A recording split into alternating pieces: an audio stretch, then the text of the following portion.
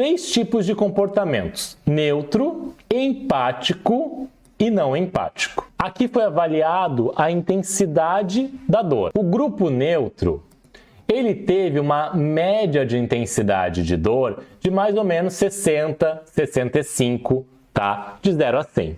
Perante o estímulo que eles tinham na mão, o estímulo térmico doloroso, 70 de dor.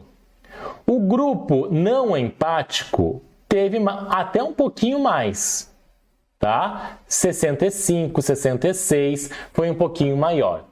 Mas agora, quando a gente joga para o grupo empático, olha isso aqui.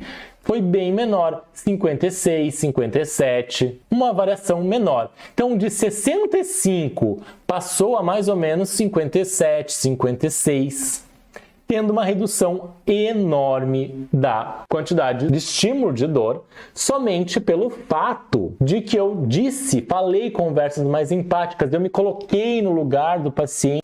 Meu nome é André, sou dentista, professor e pesquisador de bruxismo aqui na Université de Paris, e neste canal eu ensino dentistas a terem segurança no diagnóstico e no tratamento do bruxismo, da DTM e das neuropatias. Então corre aqui e clica no botão de seguir, porque toda semana temos aula nova.